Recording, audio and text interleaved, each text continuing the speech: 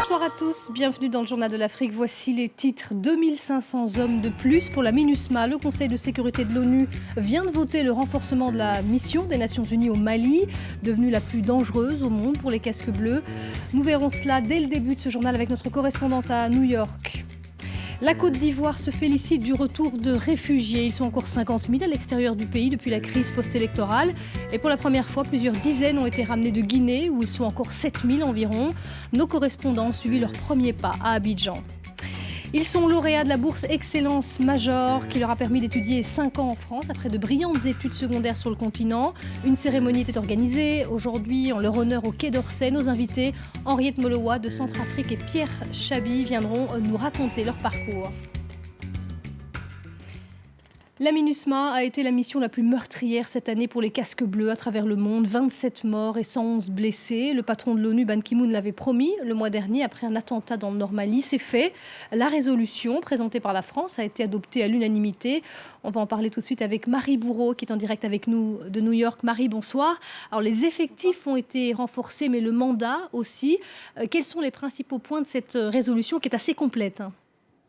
Oui, c'est effectivement un mandat qui est beaucoup plus robuste, qui a été voté aujourd'hui à l'unanimité à l'ONU. Alors cela pour plusieurs raisons. D'abord, l'envoi de 2500 casques bleus et policiers supplémentaires pour tenter de pacifier le nord du Mali. C'est ce que la MINUSMA tente de faire depuis 2013, mais aussi, et c'est nouveau, dans la région centre, la région de Mopti-Sévaré, qui a connu les attaques les plus meurtrières ces dernières semaines. Enfin, l'ONU demande aux États membres qui en ont les moyens de donner plus de capacités opérationnelles à la MINUSMA, aux troupes africaines qui participent à la MINUSMA. Cela veut dire plus d'hélicoptères de combat, cela veut dire plus de blindés, plus de drones, plus de capacités de renseignement. Et c'est enfin le point le plus saillant de cette résolution, la prise en compte du risque terroriste. Vous l'avez dit, la MINUSMA est la mission la plus périlleuse des Nations Unies. Plus d'une centaine de morts depuis le début de l'opération en 2013. L'ONU donne donc mandat aux casques bleus, je cite, pour protéger les civils et le personnel onusien en cas de menace asymétrique. Cela veut dire que la MINUSMA peut faire de la lutte contre le terrorisme pour protéger les civils maliens et le personnel onusien. Et ça, c'est nouveau, c'est un changement de paradigme, de doctrine dans les opérations de maintien de la paix. Mais les experts sont sceptiques sur la capacité de la MINUSMA à faire du contre-terrorisme. Cela coûte très cher. À titre d'exemple, 3 jours de guerre en Afghanistan, cela représente $1 milliard. C'est exactement le budget de la MINUSMA pour 1 an. Merci beaucoup pour toutes ces explications, Marie Bourreau, en direct de New York. Ça reste l'un des plus grands défis en vue de la réconciliation en Côte d'Ivoire. Le retour des quelques 50 000 réfugiés ivoiriens de la crise post-électorale de 2010-2011. Pour la première fois, la nuit dernière, plusieurs dizaines d'entre eux ont été rapatriés en provenance de Guinée. Après de longues années d'exil et la fermeture des frontières à cause d'Ebola, ils ont enfin pu remettre les pieds sur leur terre natale. Nos correspondants Arnaud Froger et Anna Sylvestre étaient à la descente de leur avion à Abidjan. Un très long voyage s'achève. Après des années loin de chez eux, ces Ivoiriens foulent à nouveau le sol de leur pays natal. La Côte d'Ivoire m'a vraiment manqué.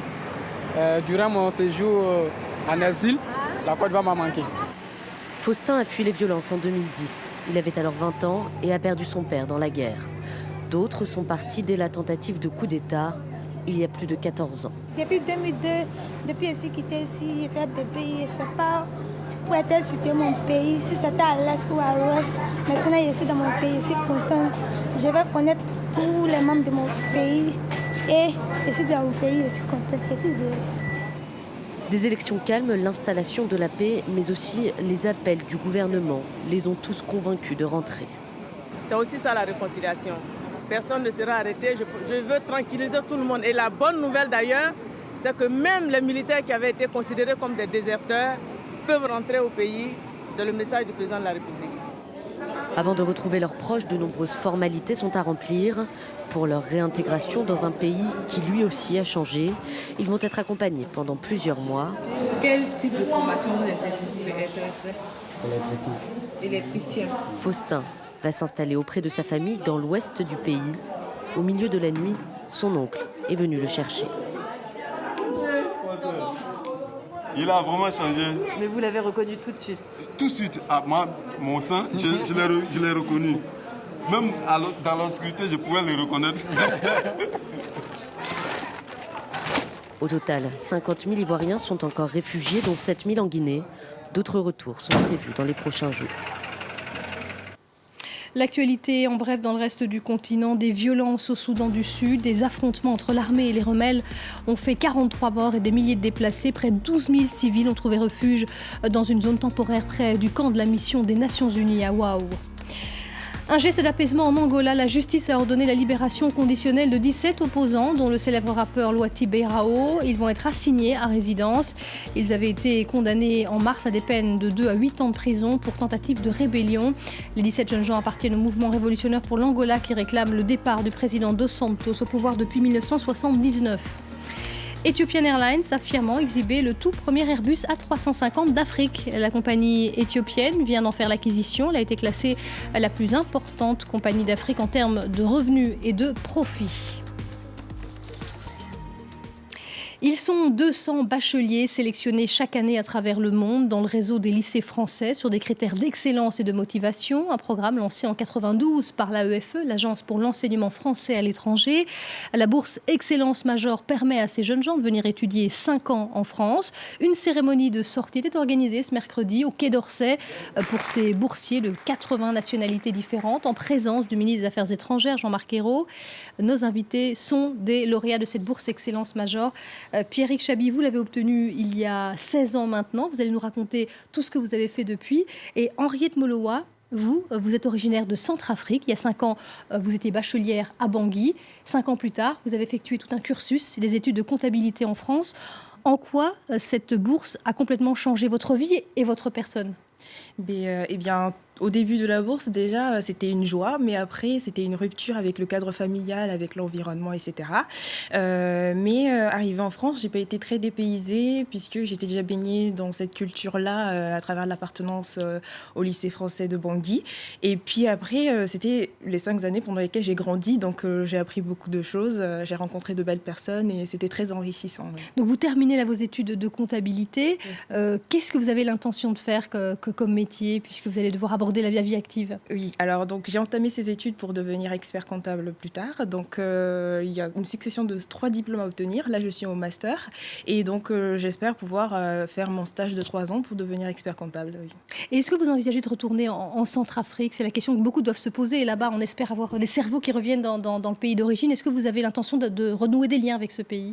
Eh bien, à court terme, évidemment non, parce qu'il faut que il faut parfaire cette formation de haute qualité que j'ai pu avoir par une solide expérience professionnelle. Mais à long terme, évidemment, je compte bien, si possible, établir un réseau de cabinets entre la Centrafrique et la France. Donc vous coupez pas les ponts non, avec l'Afrique. Oui. Pierrick Chabi, vous avez 34 ans, vous avez obtenu cette bourse en 2000 et vous avez effectué un beau parcours depuis lors. Vous avez fait des études d'ingénieur et vous avez créé une application mobile. Dites-en-nous quelques mots. Oui, effectivement, en 2014, donc, j'ai créé Wakatoon, donc je suis fondateur de cette start-up. Wakatoon, c'est une application, c'est la première au monde qui permet de transformer un coloriage sur papier en dessin animé. Donc l'enfant colorie, prend en photo, et ça prend vie, ça se transforme en dessin animé. Il a le sentiment de l'avoir créé. Et pour l'instant, c'est dans les écoles uniquement en France? Alors pour l'instant, oui, on développe un partenariat, enfin on a signé un contrat avec l'Éducation nationale, et on a pour partenaire l'AEFE, justement, c'est assez marrant, qui nous aide donc à construire ce produit, cet outil pédagogique, et à le distribuer, le faire connaître dans les écoles françaises primaires de France et d'ailleurs. L'idée, c'est aussi, pour rebondir sur la dimension retour au Bénin et en Afrique, puisque je viens du Bénin, je précise du coup, donc on souhaite que cet outil soit utilisé dans les écoles de partout dans le monde, y compris en Afrique. Donc ce lien avec l'Afrique, vous l'avez jamais coupé, hein, vous êtes également le cofondateur de Startup Africa Paris, une association. Vous pouvez nous dire ce qu'elle fait en quelques mots? Oui, alors Startup Africa Paris, c'est une association, un regroupement, un collectif d'entrepreneurs africains. Initialement issus de la diaspora et vivant à Paris, mais en fait qui s'est élargi à plus de 500 membres, qui sont du coup des gens qui sont sur le terrain, qui sont en Afrique, qui sont partout ailleurs, mais en tout cas qui ont des liens économiques, qui cherchent à créer de l'activité en lien avec l'Afrique. Et donc c'est un cercle vertueux, on s'échange des bons plans, des bonnes idées. Il y a des journalistes dans le groupe, il y a des investisseurs, il y a des entrepreneurs. et on s'entraide pour créer de la valeur. Un dernier mot, Henriette Molowa. Qu'est-ce que vous pourriez dire aux jeunes qui nous regardent en Afrique, en Centrafrique ou ailleurs, qui ont peut-être peur de se lancer dans un tel programme, de devoir quitter effectivement leur famille, leur pays d'origine? Qu'est-ce que vous leur diriez pour les convaincre que c'est un programme qui peut changer leur vie? Oui, tout à fait. C'est une grande opportunité que tout le monde n'a pas, évidemment, en Afrique. Et donc, je leur demande de travailler très fort et de ne pas avoir peur, justement, de se lancer, entre guillemets, dans le vide, parce que c'est une expérience très riche et vous ne regretterez pas. Merci beaucoup. Bravo encore à tous les deux pour vos parcours. Merci d'être venus dans le Journal de l'Afrique. Merci. Et merci à vous de nous avoir suivis. Restez sur France 24. L'info continue tout de suite.